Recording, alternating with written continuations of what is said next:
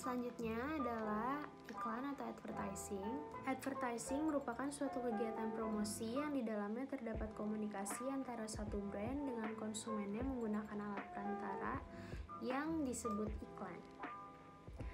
Iklan ini merupakan hal yang sangat sering didengar oleh banyak orang dan sering dilakukan juga, sadar atau tidak sadar, di kehidupan sehari-hari. Media yang sering digunakan untuk periklanan atau advertising biasanya melalui surat kabar, majalah, direct email, televisi, radio, bioskop, papan reklame, car card, lampu-lampu, katalog telepon, dan sebagainya. Iklan sering muncul tergantung pada tipe dan daya tarik yang diakibatkan oleh iklan tersebut. Sehingga kita mengenal beberapa tipe iklan yang sering ditampilkan oleh televisi atau media lainnya. Terdapat dua tipe iklan. Yang pertama itu price advertising. Price advertising adalah tipe iklan yang menonjolkan harganya yang menarik. Contohnya, beli 2 dapat 3 atau dapatkan kemilau rambut indah hanya dengan 250. Lalu yang kedua, brand advertising. Maksudnya, iklan yang tipenya lebih memberikan penekanan perhatian tentang nama brand kepada pembaca atau pendengarnya. Contohnya, Yamaha semakin di depan, Indomie seleraku. Nah, selanjutnya akan saya bahas adalah pay-per-click advertising. Pay-per-click advertising ini merupakan salah satu sarana advertising juga atau periklanan yang sangat sering digunakan oleh banyak orang.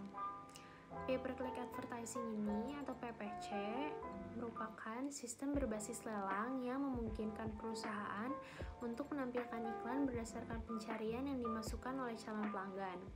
Mekanismenya, perusahaan akan membayar kepada pemilik blog atau web untuk setiap pengunjung yang mengklik iklan di halaman web tersebut. Contoh penyedia jasa PPC ini ada Google Ads, Bing Ads, Facebook Ads, Bitvertiser, AdRoll, dan lain sebagainya.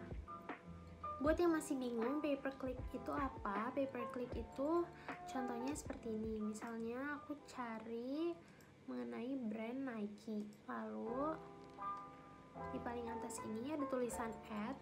Nah, berarti kalau misalnya dia ada tulisan ad, dia membayar Google untuk membuat produk Nike ini menjadi paling atas atau top search.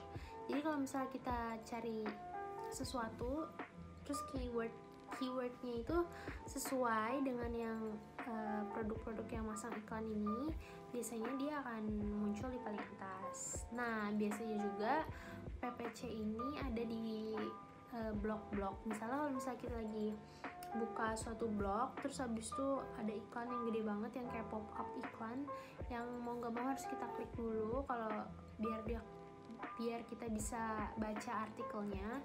Nah, itu juga merupakan salah satu strategi dari pemilik blog supaya kita itu mengklik iklan tersebut, karena semakin banyak iklan itu diklik, maka income ke perusahaan itu juga semakin banyak, dan pemilik blog akan dibayar oleh si perusahaan yang menaruh iklan di blog tersebut.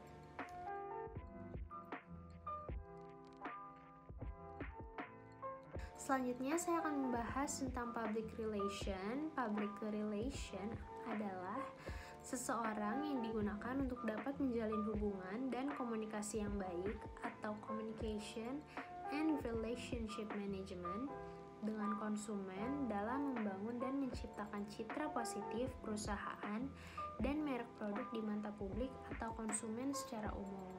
Daya tarik hubungan masyarakat didasarkan pada 3 sifat khusus. Yang pertama itu harus memiliki kredibilitas yang tinggi. Kredibilitas yang tinggi ini harus dimiliki oleh seorang PR, karena pada umumnya itu masyarakat lebih mudah percaya dengan omongan orang lain dibandingkan apa yang dia lihat di iklan. Yang kedua, kemampuan menangkap pembeli yang tidak dibidik sebelumnya. Jadi seorang PR ini harus mampu mentargetkan sesuatu ini kepada konsumen yang memang sebelumnya belum mengetahui tentang produk ini. Lalu yang ketiga adalah Kemampuan mendramatisasi. Hubungan masyarakat memiliki kemampuan untuk mendramatisasi suatu perusahaan atau produk. Hal ini dapat membangun kepercayaan publik.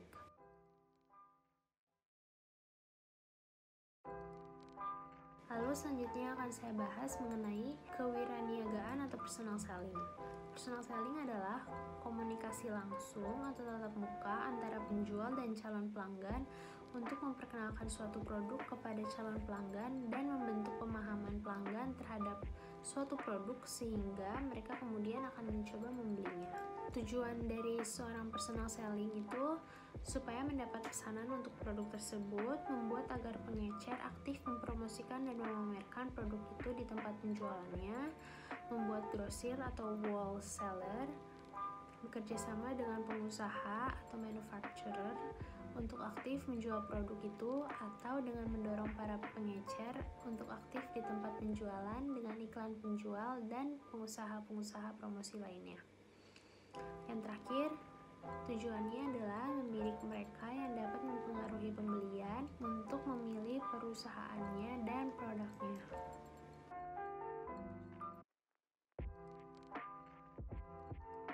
Selanjutnya adalah sales promotion. Sales promotion merupakan bentuk promosi selain iklan, personal selling maupun publisitas yang memiliki berbagai bentuk kegiatan. Promosi penjualan ini merupakan unsur ketiga yang dimaksudkan ke dalam perpaduan penjualan oleh banyak manufaktur dalam usahanya mendapatkan pesanan. Tujuan sales promotion ini adalah untuk mempengaruhi pembeli agar mencoba menggunakan produk atau menganjurkan agar konsumen menggunakan produk ini secara rutin. Sales promotion ini banyak bentuknya. Salah satunya adalah memberikan potongan harga, memberikan kupon, dan juga bonus-bonus tertentu.